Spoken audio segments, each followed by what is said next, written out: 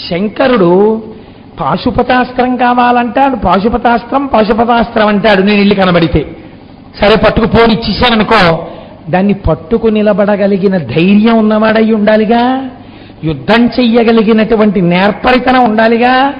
చూద్దాం అసలు ఎంతవరకు నిలబడతాడో.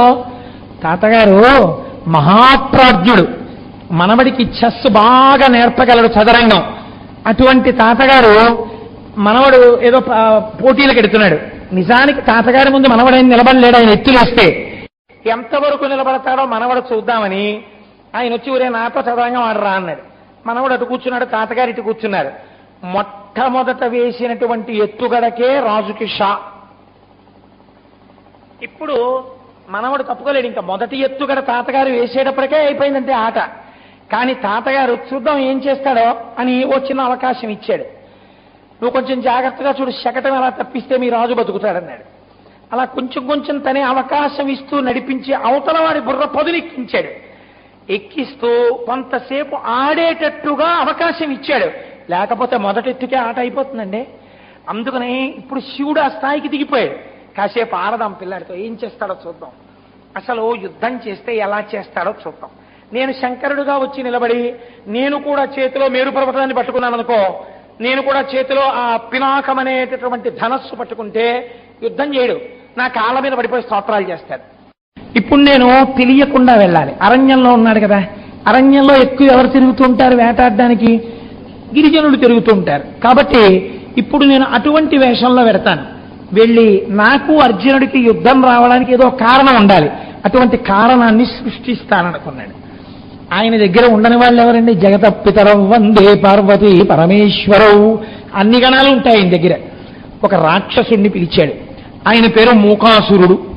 ఆయన్ని పిలిచి, ఉరే నువ్వు ఒక బ్రహ్మాండమైన అడవి పంది వేషం వేసుకో, అడవి పందిగా మారిపోయి అర్జునుడు తపస్సు చేసుకుంటున్నటువంటి పర్ణశాల దగ్గరికి వెళ్ళి పెద్ద రొద చేయి. అడవి పంది రొద మామూలుగా ఉండదండి, ఎంతటి వాడికి భయం వేస్తుంది, అటువంటి చప్పుడు చేస్తుంది. అసలు మామూలు పంది ఎరిస్తేనే మనశ్శాంతి ఉండదు, ఇంకా అడవి పంది ఎరిస్తే ఎలా ఉంటుంది? కాబట్టి ఇదిగో ఇప్పుడు అటువంటి అడవి పందిగా వెళ్ళన్నాడు. కడు రొద చేయుచు ఇటన్నట్టు బుడిబడి తిరుగుచు పొదవగా నుంకించెడు చెడు నిషాటు కొనుగొని ఎడదం యోజించినప్పుడు ఇంద్రజుడిట్టల్. అది అక్కడికి వెళ్ళింది, పెద్ద చప్పుడు చేస్తోంది. ఆయన కూర్చున్న దగ్గర అటొచ్చి చూస్తోంది, ఇలా వచ్చి చూస్తోంది, ఆయన వంకే చూస్తోంది, నోరు తెరుస్తోంది, పెద్ద చప్పుడు చేస్తుంది. అడవి పంది చేసే చప్పుడు కూడా చిత్రంగా ఉంటుంది. నోరు తెరిచి ముక్కుతో గాలి వెనక్కి లాగుతుంది, అదేం అలవాటు దానికి. మామూలుగా అండి అంటుంది, అనేటప్పటికీ ఆ ముక్కుతో వెనక్కి లాగితే ఒక రకమైన రొద కింద ఉంటుంది ఆ శబ్దం. అది ఎటువంటి వాడికి ఆ చప్పుడికి ఎవరో మన మీద అపకారం చేయబోతున్నారనిపిస్తుంది. ఆ అపకారము చేయబోతున్న ధ్వనికి క్షాత్రం ఉన్నవాడు కదండి మహావీరుడు. కళ్ళు తెరిచి చూశాడు, ఒక అడవి పంది నా ఎదురుగుండా వచ్చి అటూ ఇటూ తిరుగుతూ నన్ను చెనకడానికి నా ఎదురుగుండా నిలబడి రొద చేయగలదా ఆలోచించాడు. ఆయన అనుకున్నాడు, వీడెవ్వడో రక్కసుడిట పోడిగనరుదించి నన్ను పొందువంగనుటల్ చూడగతోచను మిన్నక రాడరి వర్షంబులోని రక్కసీతడవు. బహుశా వీడెవరో రాక్షసుడు, నా మీద ఏదో పూర్వకారణాలేవో పెట్టుకుని నన్ను నాకు అపకారం చెయ్యడం కోసం వచ్చినటువంటి వాడు, కాబట్టి వీడిని విడిచిపెట్టకూడదు, ఇప్పుడే వీడిని పరిమారుస్తాను అని ధనస్సు అందుకని బాణాన్ని ఎక్కుపెట్టి గురి చూసి కొట్టాడు. మీరు ఒకటి బాగా ఆలోచించండి, శివుడు ఎక్కడున్నాడు, అర్జునుడు ఎక్కడున్నాడు?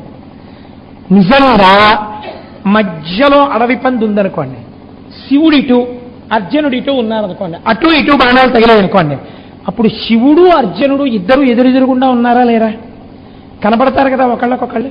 అంటే అసలు బాణం వేయకముందే అటు పక్కన ఇంకొక కిరాతుడు కనబడుతున్నాడు.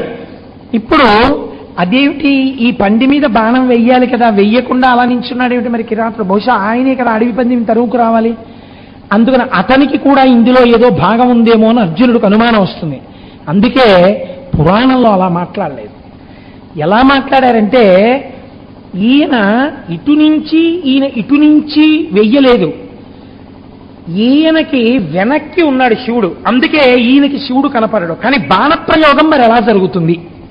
ఇప్పుడు ఇద్దరి బాణాలు దాని మీద పడాలి. పడి ఇద్దరు మేం చంపామంటే మేం చంపామనాలి. వీరులకి గొప్పతనం ఏమిటో తెలుసా అండి? దిక్కుమల్ల పంది కోసం దెబ్బలాడుకోకూడదండి.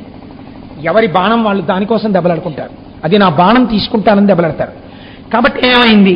శివుని బాణంబు పృష్టంబు చెంది నోట వెలువడి ధరిత్రి చెందేను. ఆ అడవి పంది ఇలా నిలబడింది.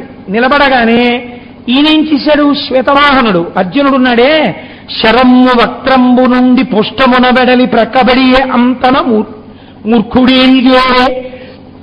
ఆ అడవి పంది వంక అర్జునుడు ఇలా చూస్తుంటే అది ఇటు పక్కకొచ్చి ఆయన్ని చూస్తుంటే వెనక నుంచి శివుడు ఈయన వెనక నుంచి ఒక బాణం కొట్టాడు. కొట్టే ఈయన పక్కకొచ్చి నిలబడి అరుస్తున్నటువంటి అడవి పంది పృష్ఠభాగంలోంచి బాణం బయటికి వెళ్ళిపోయి నోట్లోంచి బయటకు వచ్చి నేల మీద పడిపోయింది. ఇది శివుడి బాణం. ఇది ఇలా ఎప్పుడైతే బాణం తగిలిందో కంగారుగా ఇటు తిరిగింది అర్జునుడి వైపు. తిరగగానే అర్జునుడు కొట్టాడు. అర్జునుడి బాణం నోట్లోంచి పృష్ఠభాగంలోంచి బయటికి వెళ్ళి నేల మీద పడింది. ఏకకాలమనందు రెండు బాణములు దాని శరీరానికి గుచ్చుకుని లేవు. ఇది ఇట్నుంచి బయటికి వెళ్ళిపోయింది, అది అట్నుంచి బయటకు వచ్చేసింది. రెండు బాణాలు బయటకు వచ్చాయి. లోపల తుక్కు కింద కొట్టేసాయి అనమాట దాని శరీరాన్ని. ఉత్తర క్షణం అది ఇంకా ఏం తిరగడానికి అవకాశం లేదు దానికి. ఈగే పడిపోయి చచ్చిపోయింది. ఎటువంటి వీరుల బాణాలండి అవి? వెనక పృష్ఠంలోంచి ముందు నోట్లో కొట్టాడు ఒక ఆయన, నోట్లోంచి పృష్ఠంలో కొట్టాడు ఒక ఆయన. బాణాలు దిగిలేవు.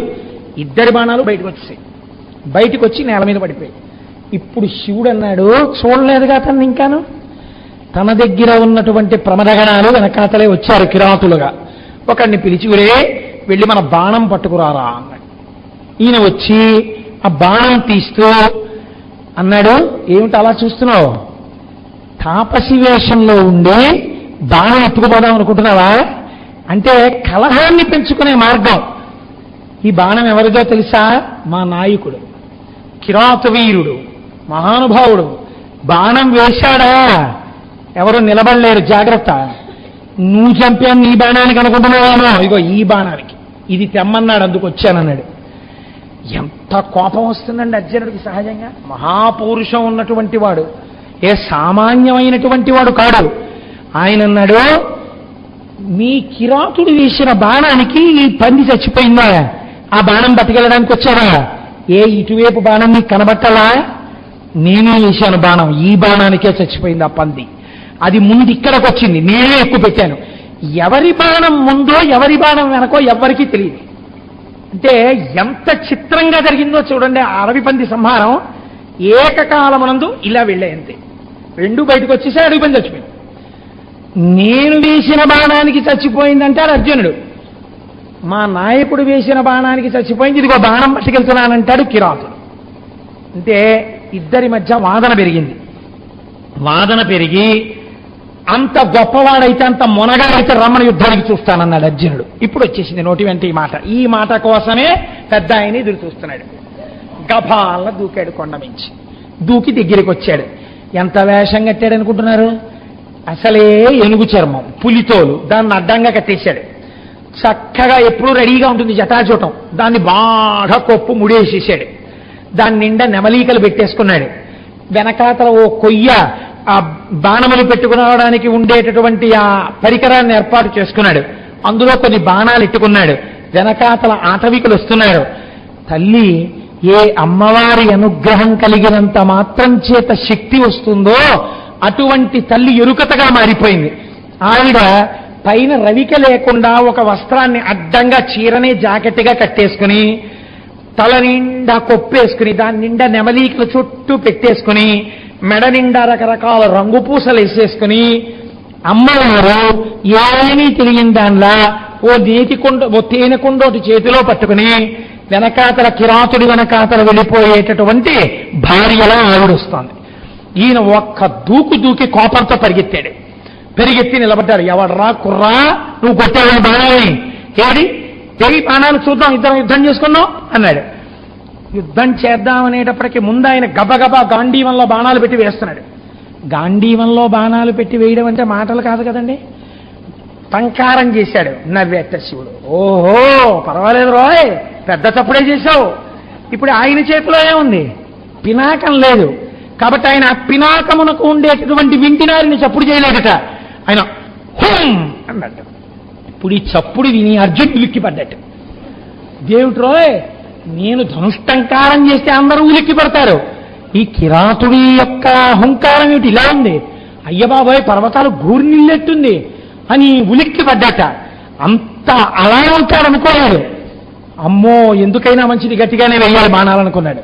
సవ్యసాచి కదండి, బాణాలు తీసి వేసేస్తున్నాడు శివుడి మీదకి.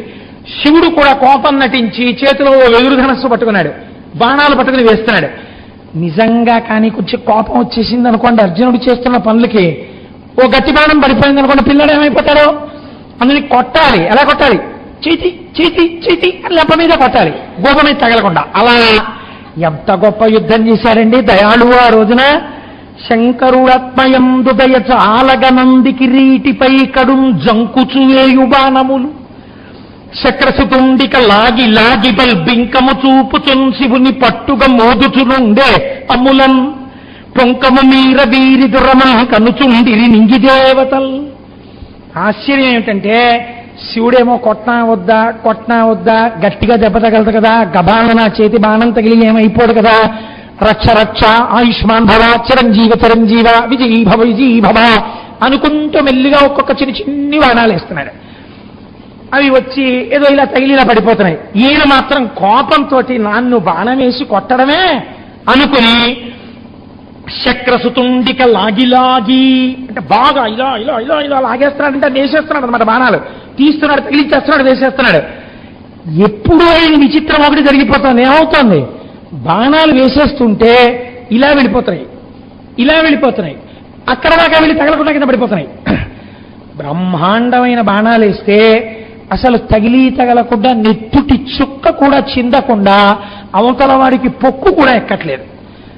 ఎంత కోపం వచ్చేసిందంటే ఎందుకు నాకు ఈ దిక్కుమాలిన దశనామాలనుకున్నట్టు. ఎందుకు అలా అనుకోవాలి?